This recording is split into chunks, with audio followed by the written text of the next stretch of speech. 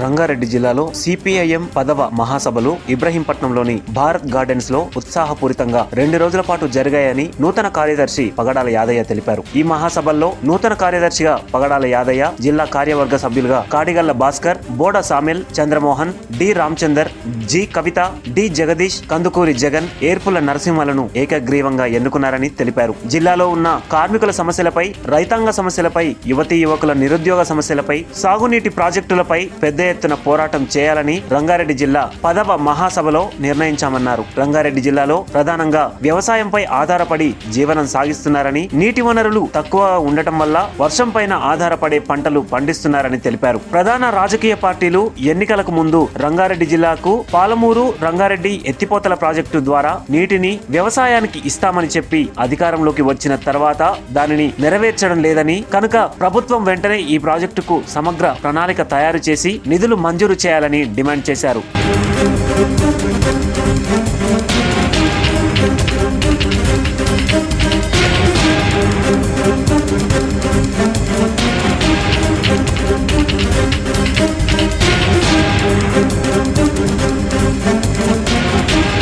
ముందుగా నమస్కారాలు. ఈ విలేకరుల సమావేశానికి అధ్యక్షత వహిస్తున్నటువంటి జగదీష్ గారు, మా పార్టీ జిల్లా కార్యవర్గ సభ్యులు, నూతనంగా ఎన్నికైనటువంటి వాళ్ళు కామ్రేడ్ భాస్కర్ గారు, కామ్రేడ్ రామచంద్ర గారు, కామ్రేడ్ చంద్రమోహన్ గారు, కామ్రేడ్ ఈ నరసింహ గారు, కామ్రేడ్ జగదీష్ గారు, కామ్రేడ్ జగన్ గారు, కామ్రేడ్ సామిల్ గారు, కామ్రేడ్ కవిత గారు, మొత్తము 9 మందిని ఏకగ్రీవంగా ఎన్నుకోవడం జరిగింది. అదే రకంగా దాదాపు 25 మందితోటి జిల్లా కమిటీ ఏర్పడింది నూతనంగా. ఈ జిల్లా కమిటీ మొత్తము ప్రతినిధుల మహాసభలో ఏకగ్రీవంగా ఎన్నుకున్నటువంటి పరిస్థితి. ఈ యొక్క ముందుగా చెప్పదలుచుకుంది ఏంటంటే, గతంలో జరిగినటువంటి మహాసభలో తీసుకున్నటువంటి నిర్ణయాలు ఏ మేరకు జరిగాయి, ఎలాంటి పోరాటాలు చేశాము, ఎలాంటి ఉద్యమాలు నిర్మించాము, అసలు కార్యకర్తలు సంబంధించినటువంటి పని ఎట్లా ఉంది, అసలు మొత్తము ఈ రంగారెడ్డి జిల్లాలో ఎన్ని మండలాల నుంచి ఎన్ని మండలాలకు ఈ ఉద్యమాన్ని మరింత ముందుకు తీసుకుపోవడానికి కృషి చేశాము, ఎంతమందిని సమీకరించగలుగుతున్నాము ప్రజా సమస్యల మీద. అదే రకంగా ఈ జిల్లాలో ప్రధానంగా ఆర్థిక పోరాటాలు చాలా పెద్ద ఎత్తున కొనసాగాయి.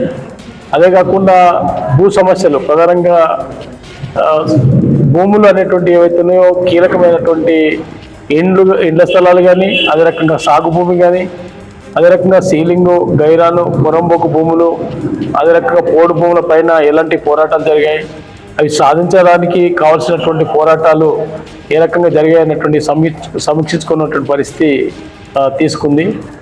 అయితే చేసినటువంటి కృషిలో బాగా సంబంధించినటువంటిది ముందుకు సాగడానికి కావాల్సినటువంటి చేసినప్పటికీ, అదే రకంగా ఇప్పుడు జరగబోయేటువంటి భవిష్యత్తులో దాదాపు 3 సంవత్సరాల కాలంలో ఎలాంటి నిర్ణయాలు తీసుకుంటే ఈ ఉద్యమాన్ని మరింత ముందుకు తీసుకుపోవడానికి ఉపయోగపడతాయని చెప్పేసి అన్ని రంగాల్లో ఉన్నటువంటి కార్యకర్తలని, అన్ని రంగాల్లో ఉన్నటువంటి నాయకులు, అన్ని సంబంధిత ప్రాంతాల్లో ఉన్నటువంటి కార్యకర్తలు, నాయకులు ఆ రకంగా చర్చించి ఇప్పుడు 3 సంవత్సరాల కాలంలో జరగబోయేటువంటి పోరాటాల గురించి అసలు చర్చించడం జరిగింది. ఏదేమైనా దేశంలో బీజేపీ అధికారంలోకి వచ్చిన తర్వాత చాలా పెద్ద ఎత్తున కార్పొరేటీకరణ పేరుతోటి అసలు కార్పొరేట్లకి చాలా పెద్ద ఎత్తున సంపద కొల్లగొట్టడానికి పూనుకున్నదనేటువంటిది మాత్రం స్పష్టంగా అర్థమవుతా ఉంది. అదే కాకుండా మొత్తము హిందూ మతోన్మాదాన్ని పెంచి మైనార్టీ మతోన్మాదాల మీద దాడులు చేసి హిందూ మెజార్టీ మతోన్మాదానికి ఓట్లు దండుకోవడం కోసం ఆ రకంగా చాలా పెద్ద ఎత్తున పథకం ప్రకారంగా దాడులు నిర్వహించడం, ఆ రకంగా ముందుకు తీసుకొస్తున్నటువంటి పరిస్థితి కూడా మనకు కనిపిస్తూ ఉంది. అంటే మెజార్టీ హిందువులన్న పేరుతోటి మైనార్టీల మీద దాడులు చేయడం ఒక భాగమైతే, కార్పొరేట్ సంబంధించినటువంటి సంపదని కొల్లగొట్టేటువంటి పద్ధతిలో రెండో రకంగా కొనసాగిస్తూ ఉంది బీజేపీ. ఈ బీజేపీ విధానాలు మొత్తం భారతదేశంలో ఉన్నటువంటి ప్రజలకందరికీ కూడా చాలా పెద్ద ఎత్తున నష్టం తీసుకొచ్చేటువంటి పరిస్థితి ఉందనేది మనకు స్పష్టంగా అర్థమవుతా ఉంది. అదే రకంగా దేశంలో అప్పు అనేటువంటిది పెద్ద ఎత్తున రకంగా అప్పు తీసుకుంటా ఉన్నారు.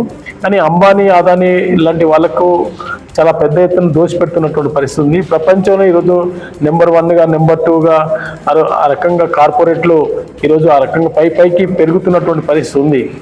ఒకనాడు ఆదాని యొక్క సంబంధించిన ఆదాయం అంటే ఇప్పుడున్నటువంటి ఆదాయము మనం పరిశీలిస్తే, అంటే దాదాపు 2014లో బీజేపీ అధికారంలోకి వచ్చిన తర్వాత ఇప్పుడు పరిశీలన చేస్తే దాదాపు 750 రేట్లు పెరిగిందనేటువంటిది చెప్తా ఉన్నారు.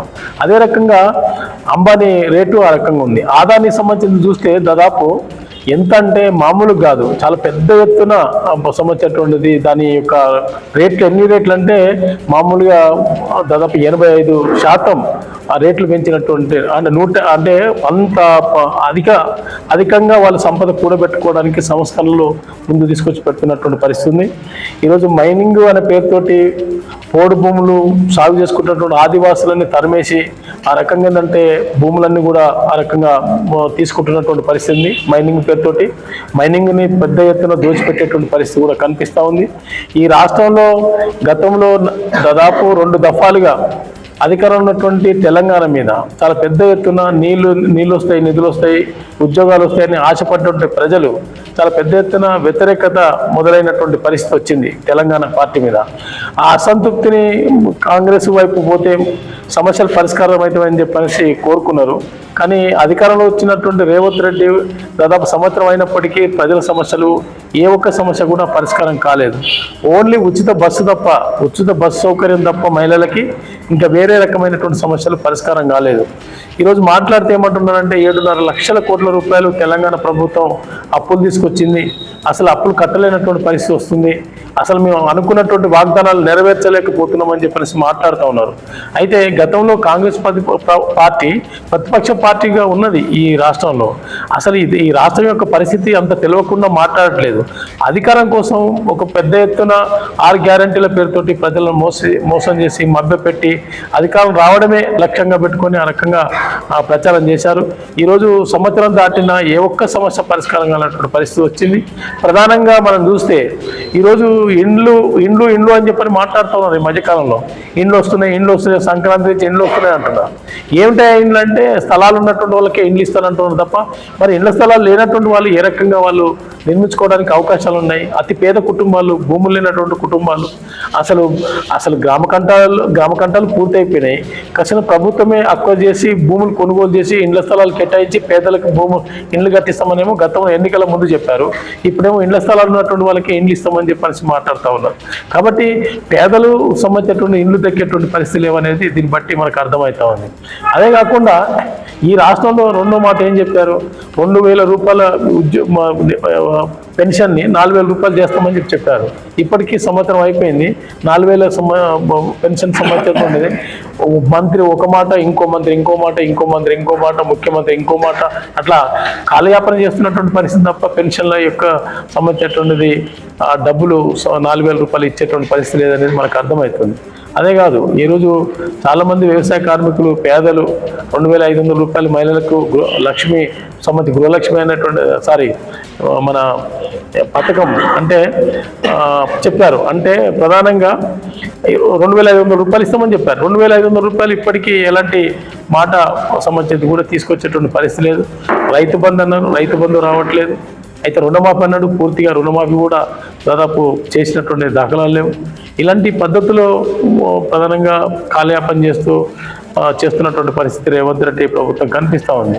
అదే కాకుండా పేదలు ఈరోజు బడ్జెట్ లేదనేది ఒక మాట మాట్లాడుతాం. బడ్జెట్ లేనటువంటి స్కీములు ఉన్నాయి. ప్రధానంగా ధరణి పేరుతోటి ఉన్నటువంటి భూములు పేదలకి గతంలో తెలంగాణ రైతాంగ సాయుధ పోరాటం నుంచి ఇప్పటి వరకు పోరాటి సాధించుకున్నటువంటి భూములకి అసలు ధరణి వచ్చిన తర్వాత పాస్బుక్లు రికార్డులన్నీ కూడా వాళ్ళకి అందుబాటులో లేనటువంటి పరిస్థితి వస్తూ ఉంది. ఏమిటా అని చెప్పానంటే వాళ్ళు మాట్లాడుతున్న మాటలు ఏంటంటే, అసలు ధరణి పేరుతోటి మేము దాన్ని మార్చేస్తాం, వెంటనే పాస్బుక్లు ఇస్తాం, మీకు చేతిలో తీసుకొచ్చి పెట్టమని చెప్పని చాలా చెప్పారు. కానీ ఇప్పుడు సంవత్సరం అయిపోయింది, ఏమనంటే భూమాత వస్తుందని చెప్పనేసి మాట్లాడుతున్నారు. కానీ వాళ్ళకి ఇప్పటికి కూడా ఎవరికి పాస్బుక్లు ఇవ్వడానికి సిద్ధంగా లేరు. సీలింగ్ భూములకి కానీ, పొరంబొక భూములకు కానీ, అదే ప్రభుత్వ భూములు కానీ, గతంలో సాధించుకున్నటువంటి భూములకు కానీ పాస్బుక్లు ఇచ్చేటువంటి పరిస్థితి లేవు. ప్రధానంగా ఏంటంటే హైదరాబాదు చుట్టూరు ఉన్నటువంటి రంగారెడ్డి జిల్లాలో పేదలకు ఇచ్చినటువంటి భూములు, దళితులకు ఇచ్చినటువంటి భూములు, ఆ భూములన్నీ కూడా ఏంటంటే పిఓటి పేరుతోటి ఈరోజు ఆ భూములన్నీ కూడా తీసేసుకొని ల్యాండ్ పూలింగ్ పేరుతోటి అమ్ముకుంటున్నటువంటి పరిస్థితి ఉంది. గతంలో తెలంగాణ ప్రభుత్వం అదే చేసింది. ఇప్పుడు ప్రధానంగా ఈ కాంగ్రెస్ ప్రభుత్వం అధికారంలోకి వచ్చిన తర్వాత అదే రకంగా కొనసాగిస్తున్నటువంటి పరిస్థితి అనేది మనకు అర్థమవుతా ఉంది. అదే కాదు, ఈరోజు రంగారెడ్డి జిల్లా అని చెప్పానంటే వ్యవసాయ భూములన్నీ కూడా ఒక రకంగా చెప్పాలంటే పెద్ద ఎత్తున పడబడి ఉన్నాయి. కారణం ఏంటని చెప్పండి, సాగునీరు లేదు. రెండోది వెంచర్లు తయారవుతూ ఉన్నాయి.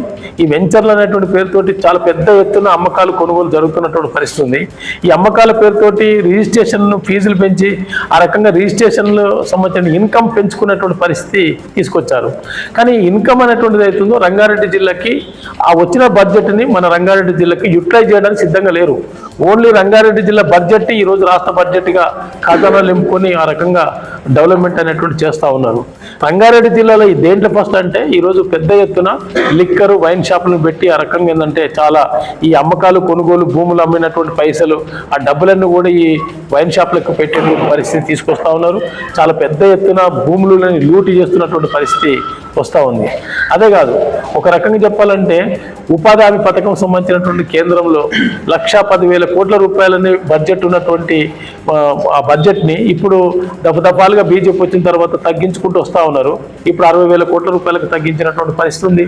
కానీ ఈరోజు గ్రామీణ ప్రాంతంలో ఉపాధి కోసం ప్రధానంగా మహిళలు దాని మీద ఆధారపడినటువంటి మహిళలు ఈరోజు ఏంటంటే అది బడ్జెట్ తగ్గే కొద్దీ వాళ్ళకు సంబంధించి ఉపాధి అవకాశాలు లేక ఈరోజు చాలా పెద్ద ఎత్తున హైదరాబాద్ ప్రాంతంలో వలసలు పెరుగుతున్నటువంటి పరిస్థితి కూడా కనిపిస్తూ ఉన్నాయి. అదే కాదు, మొత్తం అసలు ఒక రకంగా చెప్పాలంటే మన రంగారెడ్డి జిల్లాలో చిన్న చిన్న పరిశ్రమలు, భారీ పరిశ్రమలు నెలకొల్పబడతా ఉన్నాయి. ఆ భూములన్నీ కూడా ఏంటంటే పేదల భూములే గుంజుకొని అవన్నీ కూడా పరిశ్రమలు నెలకొల్పుతా ఉన్నటువంటి పరిస్థితి ఉంది. వాళ్ళకి ఉద్యోగాలు ఇవ్వట్లేదు, వాళ్ళకి ఉద్యోగాలు కాదు కనీస వేతనాలు అమలు చేసేటువంటి పరిస్థితి లేదు. అది అసలు పట్టించుకునే పరిస్థితి లేదు. ఒక రకంగా చెప్పారు ఇప్పటిదాకా ఈ అంటే ప్రభుత్వ భూములు పేదలకు ఇవ్వడానికి ఏ రకంగా ముందుకు రావట్లేదు. ఒక్క పైసా ఖర్చు పెట్టకుండా ధరని తీసేసి పేదలకు ఇవ్వాల్సినటువంటి అవకాశాలు ఉన్నాయి. ప్రజలందరూ కూడా దాని మీద ఎన్నో రకాలుగా అసలు ఎదురు చూస్తూ ఉన్నారు. వాళ్ళకి పాస్బుక్లు ఇచ్చే పరిస్థితి లేదు.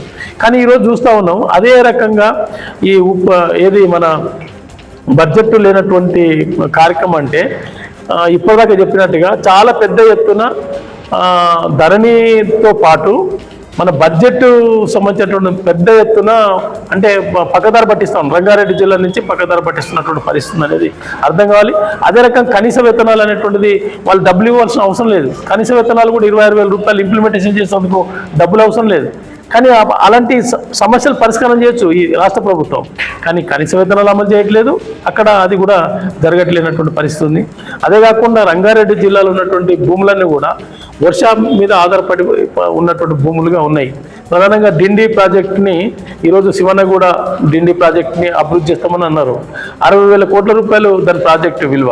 20,000 కోట్లు ఖర్చు పెట్టేసి 40,000 కోట్ల రూపాయల కోసం ఎదురు చూస్తున్నటువంటి పరిస్థితి ఉంది. ఎక్కడ వేసిన గొంగడు అక్కడనే. ఇక చూడు మేము అధికారంలోకి వచ్చేస్తే సాగునీరు ఇస్తామని చెప్పారు. కానీ ఇప్పటికీ ఎలాంటి సంవత్సరమైనా ఇప్పటికీ ఎలాంటి పరిస్థితి లేవు. ఈరోజు వ్యవసాయం అంతా కూడా ఒక రకంగా చెప్పాలంటే చాలా ఆత్మహత్యలు చేసుకుంటున్నటువంటి పరిస్థితి ఉంది. రైతులకి అసలు అప్పులు చాలా పెద్ద ఎత్తున రుణమాఫీ చేస్తున్నారు, అసలు రుణమాఫీ ఇవ్వలేదు. అదే రకంగా ప్రభుత్వ భూములకు పాస్బుక్లు ఇస్తే రైతు బంధు వస్తా అనుకుంటే రైతు బంధు రావట్లేదు, రుణమాఫీ జరగలేదు. ఆ రకంగా ఏంటంటే చాలా పెద్ద ఎత్తున ఆందోళన పడుతున్నటువంటి పరిస్థితి ఉందనేది అర్థమవుతా ఉంది. అదే రకంగా యువకులకు సంబంధించి చూస్తూ ఉన్నాం. యువకులు అంటే రంగారెడ్డి జిల్లాలో పెద్ద ఎత్తున కాలేజీలు కానీ అదే రకంగా డిగ్రీలు పీజీలు చదువుకున్నటువంటి యువకులకి ఉద్యోగాలు వస్తాయని ఆశపడ్డారు. అసలు తెలంగాణ గవర్నమెంట్లో అదే రకంగా ఆశపడి భంగపడ్డారు. ఇప్పుడు రేవంత్ రెడ్డి ప్రభుత్వం వచ్చిన తర్వాత చాలా పెద్ద ఎత్తున మేము సంబంధించిన ఉద్యోగాలు కల్పిస్తామని చెప్పంటే నిజంగా కలుగుతాయి అని చెప్పనేసి వాళ్ళు ఆశపడ్డారు. కానీ ఎలాంటి ఉద్యోగాలు లేవు, మాటలు మాట్లాడుతున్నారు తప్ప పని మాత్రం ఒక అడుగు ముందుకు వేసేటువంటి పరిస్థితి అనేది అర్థమవుతా ఉంది. ఆ యువకులు ఏంటంటే ఈరోజు ఉద్యోగాలు లేక, అసలు ఒక రకంగా చెప్పాలంటే ఇంటికి తల్లిదండ్రులకు చెప్పుకోలేక ఇప్పుడు పెద్ద ఎత్తున డ్రగ్స్ పేరుతోటి ఆ రకంగా మత్తు మందులకి ఆ రకంగా అలవాటు పడుతున్నటువంటి పరిస్థితి అనేది దీన్ని బట్టి మనకు అర్థమవుతున్నటువంటిది ఉంది. కాబట్టి యువకులని సరైనటువంటి మార్గంలో పెట్టి వాళ్ళ సమస్యలు పరిష్కారం చేసి అసలు నిరుద్యోగంగా ఉన్నటువంటి వాళ్ళకందరూ కూడా ఉద్యోగం రానటువంటి అసలు 3,500 రూపాయలు ఇస్తామని చెప్పాను. నిరుద్యోగం పిత్తి ఎక్కడ పోయిందో ఓడికి అర్థం కానటువంటి పరిస్థితి. మాటలు చాలా పెద్ద ఎత్తున చెప్తా ఉన్నారు, ఆ ఇది లేదు.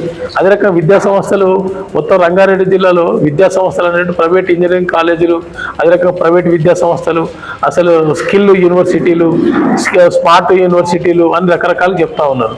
ఆ యూనివర్సిటీలు ఏంటి చెప్పడం తప్ప అసలు ఎక్కడ కూడా అలాంటి యూనివర్సిటీ తెచ్చిన పరిస్థితి లేదు. గతంలో చూసాం అబ్జర్వేటర్ని పీజీ కాలేజ్ చేస్తామని చెప్పేసి తెలంగాణ గవర్నమెంట్ ఉన్నప్పుడు, టీడీపీ గవర్నమెంట్ ఉన్నప్పుడు పెద్ద ఎత్తున ప్రచారం చేశారు. అసలు ఇప్పుడు ఈ రేవంత్ రెడ్డి గవర్నమెంట్ కానీ మరి వచ్చిన తర్వాత ఎలాంటి కాలేజీలు అసలు రావట్లేదు. అదే కాదు, మొత్తము ఒక మాట చెప్పాలంటే రాజకీయాలన్నీ కూడా భూముల మీద నడుస్తూ ఉన్నాయి. భూములన్నీ కూడా చాలా పెద్ద ఎత్తున అసలు పబ్బు రికార్డులన్నీ కూడా మార్చేస్తున్నటువంటి పరిస్థితి ఉంది. ఈరోజు రాజకీయ నాయకులు ఎవరు చూసినా వెంచర్లు, భూములు, 100 ఎకరాల భూములను తీసుకొని లక్షలలో తీసుకొని కోట్లకు అమ్మడం, కోట్ల రూపాయలు తీసుకొని 100 కోట్ల రూపాయలకు అమ్ముకునేటువంటి వ్యాపారం తప్ప వేరే లేదనేది అర్థమవుతా ఉంది. అసలు రాజకీయాలని చెప్పనంటే ఇలాంటి వ్యాపారాలు చేసి వచ్చినటువంటి వాళ్ళకి 5,000, 10,000 రూపాయలు ఇచ్చేసి అవే రాజకీయాలు అనుకుంటున్నారు. లేదు గణేష్ విగ్రహాల పేరుతోటి ఇచ్చి సంబంధించినటువంటి 5,000, 2,000 రూపాయలు ఇచ్చేసి యువకులకి ఆ రకంగా ప్రోత్సహిస్తున్నటువంటి పరిస్థితి తప్ప అసలు ఏ రకమైనటువంటి రాజకీయ నాయకులు, అర్హత లేనటువంటి రాజకీయ నాయకులు ముందుకు వస్తూ ఉన్నారు. మనం అంతా చూస్తూ ఉన్నాం. మన నియోజకవర్గం చూస్తే ఇబ్రహీంపట్నంలో మంచిరెడ్డి కిషన్ రెడ్డి భూములన్నీ సంబంధించి తినేస్తున్నాడు, ఇక చూడు నేను వస్తే ఇక మొత్తం భూముల కుంభకోణం అంతా బయటికి తీస్తానని చెప్పాడు. ఎక్కడ పోయినా ఒక్క కుంభకోణం కాదు కదా, ఒక సమస్యను కూడా అసలు బయటికి తీయలేనటువంటి స్థితి రంగారెడ్డి. మంచిరెడ్డి కిషన్ రెడ్డి పెద్ద భూభాగాతం చేశాడు. ఆయన కొడుకు ఆయన కోట్ల రూపాయలు సంపాదించారు. భూములన్నీ మొత్తం టోటల్ విపరీతంగా సీలింగ్ భూములు, గైరాను భూములు, ప్రభుత్వ భూములు అనేసి అమ్మేసుకున్నారు. అడ్డగోలుగా సంబంధించి దళితుల భూములు కొట్టేసారని చెప్పారు. మరి ఇప్పుడు ఆయన చేతిలో ఉంది అధికారం, వాళ్ళ ప్రభుత్వం ఉంది. అసలు ఒక కుంభకోణం తీసినటువంటి పరిస్థితి కూడా లేదు. అంటే అధికారం రాకముందుకు ఒక మాట, అధికారం వచ్చిన తర్వాత ఇంకో మాటగా ఉన్నటువంటి పరిస్థితి ఉంది. రంగారెడ్డి దాదాపు సంవత్సర కాలంలో ఏం చేశాడా అని చెప్పనంటే సంబంధం చెప్తా ఉన్నారు. బుగ్గ టెంపుల్ దగ్గరికి కాన్వాయ్ తీసుకుపోతున్నటువంటి పరిస్థితి. ఏం కాన్వాయ్ రా నాయన అంటే ఆయన చెప్తున్నాడంటే మంచిరెడ్డి కిషన్ రెడ్డి 50 కార్లు పోతే మేము 100 కార్లతోటి పోతున్నాం అని చెప్పనేసి. అంటే ప్రజల సమస్యల మీద పట్టి లేదు. వాళ్ళు ఏమైనా టోటల్గా ఏంటంటే ఒక రకంగా ప్రజలను మభ్యపెట్టడం, మోసం చేయడం తప్ప ఏ రకంగా కూడా సమస్యలు పరిష్కరించినటువంటి పరిస్థితి లేదు. ఓన్లీ రంగారెడ్డేనా? రంగారెడ్డే కాదు, మొత్తం రంగారెడ్డి జిల్లాలో ఉన్నటువంటి ఎమ్మెల్యేలు అందరూ కూడా ఒక రకంగా చెప్పాలంటే ప్రజల సమస్యలు వాళ్ళకి పట్టాయి. ప్రజల సమస్యలు పరిష్కరించేటువంటి పరిస్థితి లేదు. ఇక్కడ సంబంధించిన మెట్రో లైన్ తీసుకురావడానికి శాత కాదు. ఇక్కడ భూములు పేదలకి ఇళ్ల స్థలాలు ఇవ్వడానికి శాత కాదు. సాగు భూమి సంబంధించి పట్టాలు ఇప్పించడానికి శాత కాదు. పట్టణ ప్రాంతాలలో ఉపాధి హామీ చట్టాలు తీసుకొచ్చేసి పేదలకి అసలు ఉపాధి కల్పించడానికి శాత కాదు. యూనివర్సిటీలు తీసుకొచ్చి విద్యార్థులకి గవర్నమెంట్ ద్వారా ఉచిత సంబంధించిన విద్యను అందించడానికి శాత కాదు. లేకపోతే టెక్నికల్ సంబంధించినటువంటి చాలా యూనివర్సిటీలు తీసుకొచ్చి వాళ్ళకి అలాంటి సంబంధించిన అన్ని రకాలకు ఉన్నటువంటి నైపుణ్యతను పెంచడానికి సిద్ధపడరు. ఇప్పుడు ఇంతమంది సంబంధించినటువంటి జర్నలిజం ఉన్నారు, ఇంతమంది. కనీసం ప్రభుత్వం కనీసం జర్నలిజాన్ని అభివృద్ధి చేయడానికి కూడా ఈ ప్రభుత్వం సిద్ధంగా లేదు. జర్నలిజం సంబంధించినటువంటి చాలా మంది విద్యార్థులు జర్నలిజం వైపు రావడానికి వాళ్ళకి ఎలాంటి ట్రైనింగ్స్ లేవు, ఎలాంటి ఇది లేదు. అంటే ఏమైనా టోటల్ ఏంటంటే వాళ్ళు వేసేటువంటి ఎంగిలి మెతుకులకు ఆశపడడానికి సిద్ధం చేస్తున్నారు తప్ప అసలు ఏ రకమైన సమస్యలు పరిష్కరించడం లేదు. అసలు రాజకీయ నాయకులను లొంగ తీసుకోవడమే, వాళ్ళు అసలు ప్రజలను లొంగ తీసుకోవడమే, లేకపోతే పత్రికా విలేకరులను లొంగ తీసుకోవడమే, లేదంటే చెప్పండి సామాజిక నాయకులని లొంగ తీసుకోవడం, ఇది తప్ప వాళ్ళకి ఇంకా ఏది శాతరాదు. వాళ్ళకి ఏది శాతరానటువంటి రాజకీయ నాయకులు ఈరోజు ముందుకు వస్తున్నటువంటి పరిస్థితి ఉంది. ప్రధానంగా వాళ్ళకి సంబంధించినటువంటి ఈ కాలంలో భూములకు సంబంధించిన పోరాటం, రామోజీ ఇండ్ల స్థలాలకు సంబంధించినటువంటిది ఎందుకు తేల్చాడు? అక్కడ ఉన్నటువంటి మంచిరెడ్డి కిషన్ రెడ్డి తేల్చాడు, ఇప్పుడున్నట్టు మల్లిరెడ్డి రంగారెడ్డి తేల్చాడు. ఎందుకు తేల్చాడు అని అడుగుతున్నా. దాదాపు 700 మంది ఇళ్ల స్థలాలకు సంబంధించినటువంటిది, మందికి ఇళ్ల స్థలాలకు సంబంధించిన భూమి, అది ప్రభుత్వ భూమి, అది పంచడానికి సిద్ధమైనటువంటి పరిస్థితి లేదు. ఈరోజు దేవాదాయ భూములు ఉన్నాయి, దేవాదాయ భూములకి వాళ్ళకి సంబంధించినటువంటిది పట్టాలి సంవత్సరాల తరబడి కాసు చేసుకున్న వాళ్ళకి పట్టాలు ఇవ్వడానికి సిద్ధపడినటువంటి పరిస్థితి. ఏ భూములు ఉన్నాయని చెప్పంటే ఉన్న భూములని పీఓటీ కింద తీసుకోవాలనేటువంటి ఆలోచన తప్ప, మరి పరిశ్రమల పేరుతోటి, సెజ్జుల పేరుతోటి, కంపెనీల పేరుతోటి 100,000 ఎకరాల భూములని చాలా పెద్ద ఎత్తున దోచిపెట్టారు కంపెనీ పరిశ్రమలకి. మరి ఆ పరిశ్రమలు కట్టలేదు, ఆ భూములు మాత్రం వాళ్ళ చేతులు ఉన్నాయి. మరి వాళ్ళకి పీఓటీకి సంబంధించింది అప్లై చేయొచ్చు కదా, పీఓటీ కింద ఆ పరిశ్రమల భూములన్నీ కూడా తీసుకోవచ్చు, పేదలకు పంచవచ్చు కదా. కానీ అలాంటి పరిస్థితులు మాత్రం చేయడానికి సిద్ధపడరు. ఏమైనా ఉంటే వాళ్ళని బెదిరించి వాళ్ళని లొంగ తీసుకొని ఆ భూములని వీళ్ళు అమ్ముకోవడానికా, లేదని చెప్పండి వంది మాగతులకి కట్టబెట్టడానికా, లేకపోతే ఆ భూములన్నీ కూడా ఏంటంటే అసలు వాళ్ళని బెదిరించి సంబంధించినటువంటిది డబ్బులు తీసుకోవడం, ఇది తప్ప వాళ్ళకి ఇంకా ఇది శాత కాదనేది మనకు అర్థమవుతా ఉంది. రాబోయేటువంటి కాలంలో ఇలాంటి అంశాలన్నీ కూడా ఏదైతే భూములని పీఓటీ కింద ఉపయోగించడం కానీ, ధరణి భూములకు సంబంధించినటువంటి పాస్బుక్లు ఇవ్వకపోవడం కానీ, ఇలాంటి అంశాలు ఎన్నో సంబంధించినటువంటి సమస్యలు ఈ మహాసభలో చర్చకు వచ్చాయి. ఇప్పుడు ఉదాహరణ చూస్తా ఉన్నాం, ఫార్మా సంబంధించింది 19,000 ఎకరాల భూములని సంబంధించినటువంటి చెప్పాడు. 19,000 ఎకరాల భూములు ఆనాడు ఉన్నటువంటి తెలంగాణ ప్రభుత్వం, కేసీఆర్ ప్రభుత్వం, ఇక్కడ ఉన్నటువంటి మంచిరెడ్డి కిషన్ రెడ్డి మధ్యవర్తిత్వం చేసేసి వేల సంబంధించినటువంటిది అంటే మందిని, వేలాది మందికి సంబంధించినటువంటిది వాళ్ళు ఏదైతే అనుభవిస్తున్నారో, సాగు చేసుకొని అనుభవిస్తున్నారో, అసలు సాగు భూమి, అసలు 2 పంటలు 3 పంటలు పండేటువంటి భూములన్నీ కూడా పెద్ద ఎత్తున వాళ్ళ దగ్గర నుంచి గుంజేసుకున్నారు, తక్కువ ధరలకి తీసుకొని.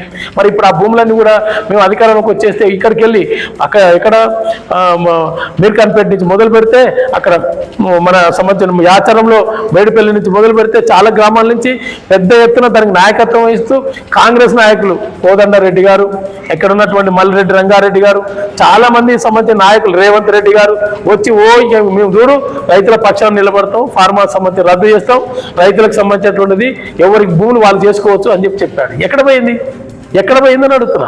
ఎక్కడ పోయింది? రేవంత్ రెడ్డి ముఖ్యమంత్రి అయ్యాడు, మల్లిరెడ్డి రంగారెడ్డి మంచిరెడ్డి కిషన్ రెడ్డి పోయేమో మల్లిరెడ్డి రంగారెడ్డి ఎమ్మెల్యే అయ్యాడు, అసలు కేసీఆర్ పోయి రేవంత్ రెడ్డి ముఖ్యమంత్రి అయ్యాడు. కానీ వాళ్ళ భూములు మాత్రం రాలేదే. వచ్చిన తర్వాత 15 రోజులకి ప్రకటించాడు. మేము చాలా సంతోషపడ్డాం. అక్కడ ఉన్నటువంటి రైతులందరూ కూడా ఏంటంటే స్వీట్లు పంచుకున్నారు, ఫార్మర్ రద్దు అయిపోయింది, మా భూములు మాకు వస్తాయని చెప్పి స్వీట్లు పంచుకొని చాలా పెద్ద ఎత్తున సంతోషపడి పాలతో ఫోటోలు పెట్టి నీళ్లు గడి వాళ్ళ ముఖాలు కడిగారు.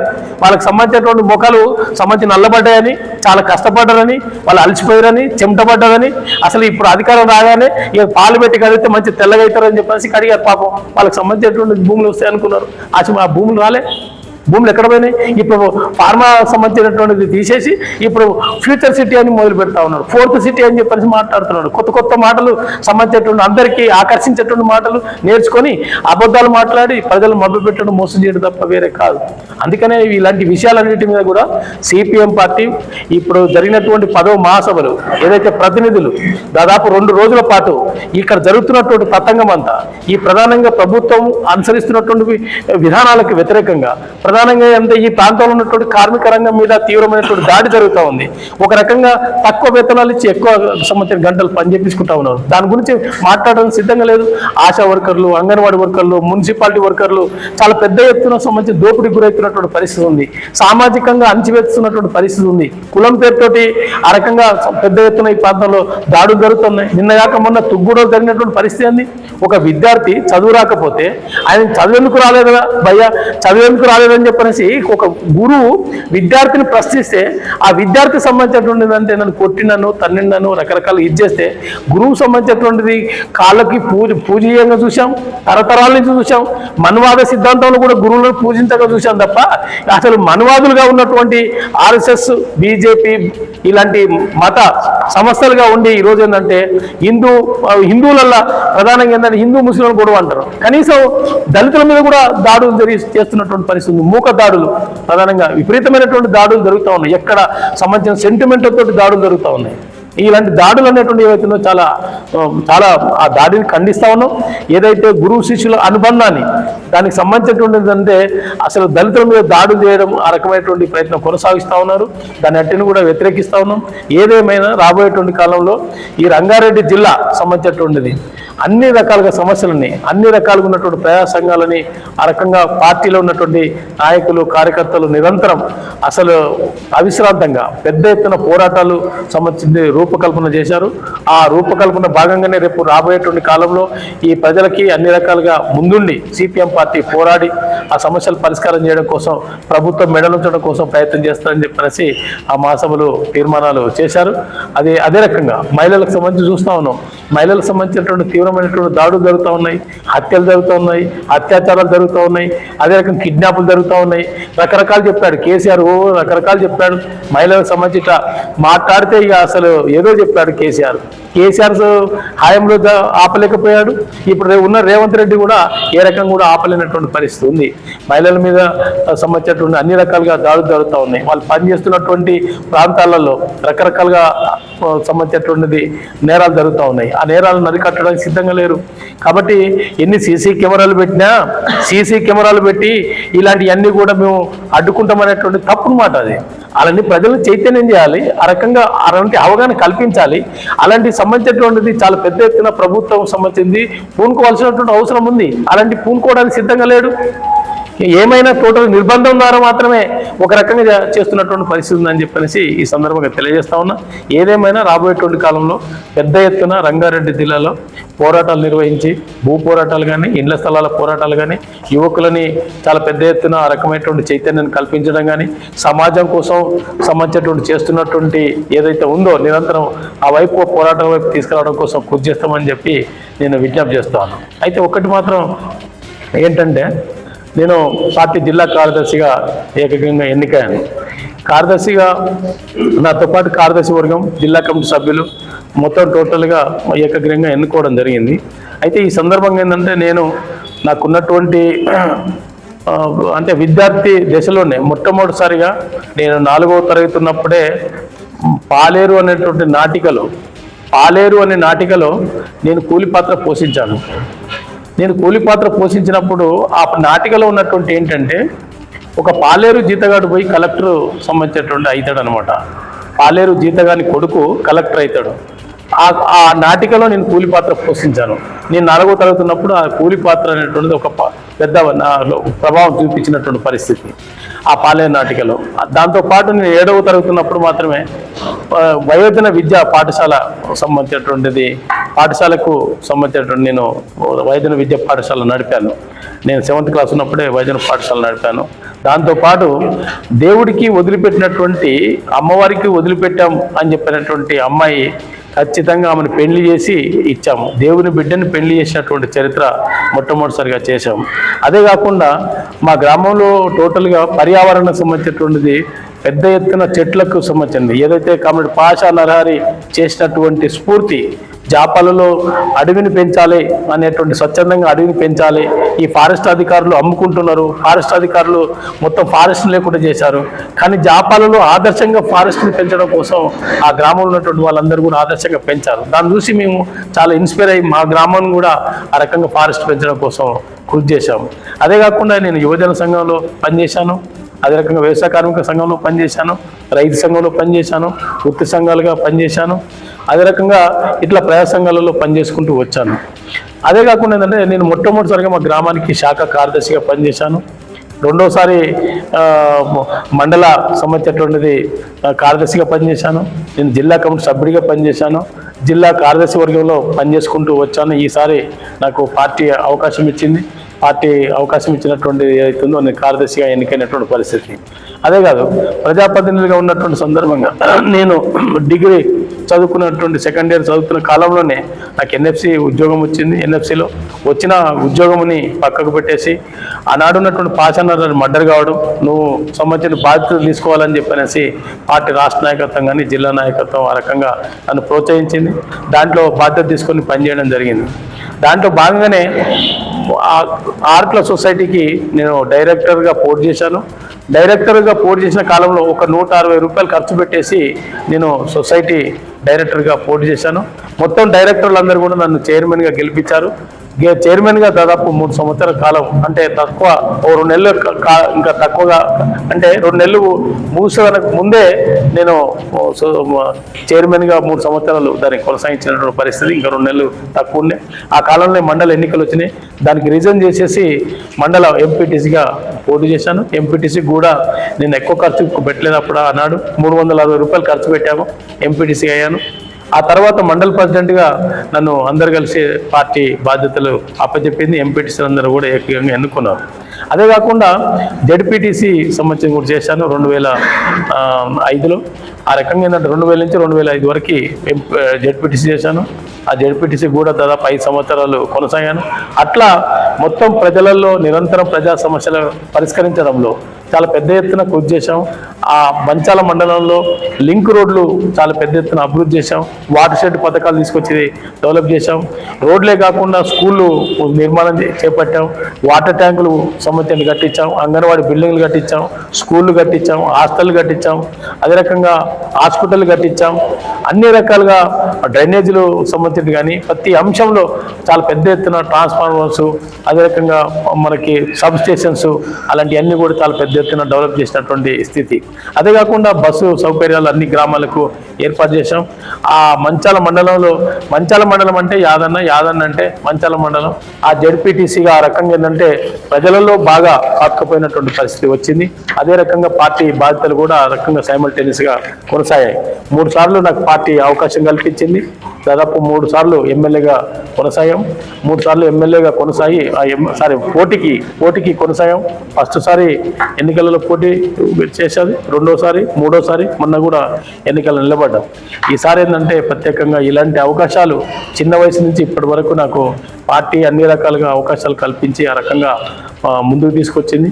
అలాంటి బాధ్యతలు ఎక్కడ కూడా ఎలాంటి ఇది లేకుండా నిరంతరం అసలు బాధ్యతలు తీసుకున్నటువంటి ప్రతి నిమిషం, ప్రతిరోజు పార్టీ కోసమే పనిచేస్తున్నటువంటి పరిస్థితి ఉంది. అయితే ఇదే కాకుండా దాదాపు 128 కేసులు ప్రజా జీవితంలో సంబంధించి వచ్చాయి. ఆ ప్రజా జీవితంలో 128 కేసులు వచ్చాయి. రకరకాల క్రిమినల్ కేసులు పెట్టారు. అసలు ప్రభుత్వం కూడా ఒక రకంగా వెనుకగొట్టడం కోసం ప్రయత్నం చేసింది. అవన్నీ నిర్బంధాలని జైలు జీవితం అనుభవించాం. ఆ రకంగా ఎన్ని రకాలుగా నిర్బంధాలు పెట్టినా ఆ రకంగా సంబంధించింది పార్టీ కోసం, ఇక్కడ ఉన్నటువంటి ప్రజల కోసం, ఇక్కడ ఉన్నటువంటి ప్రజల సమస్యలు పరిష్కరించడం కోసం నిరంతరం పనిచేస్తా ఉన్నాం. అందులో భాగంగా ఈ బాధ్యత కూడా సంబంధించిన సక్రమంగా నెరవేర్చడానికి ఆ రకంగా ప్రయత్నం చేస్తా అని చెప్పేసి ప్రధానంగా ఉన్నటువంటి జిల్లా కమిటీ 25 మంది, అదే రకంగా కార్యదర్శి వర్గం అందరినీ కలుపుకొని మండలంలో ఉన్నటువంటి మండల కార్యదర్శులు, అదే రకంగా శాఖ కార్యదర్శులు, అదే రకంగా సభ్యులు, మాకున్నటువంటి ఏదైతే ఉందో మొత్తం టోటల్ యంత్రాంగాన్ని అంతా కూడా సంసిద్ధం చేసి పోరాటాలకి ఆ రకంగా మరి ప్రయత్నం చేస్తామని చెప్పేసి, ప్రజల సమస్యలు పరిష్కారం చేస్తామని చెప్పేసి రకంగా నేను తెలియజేస్తాను. ఇది థ్యాంక్స్.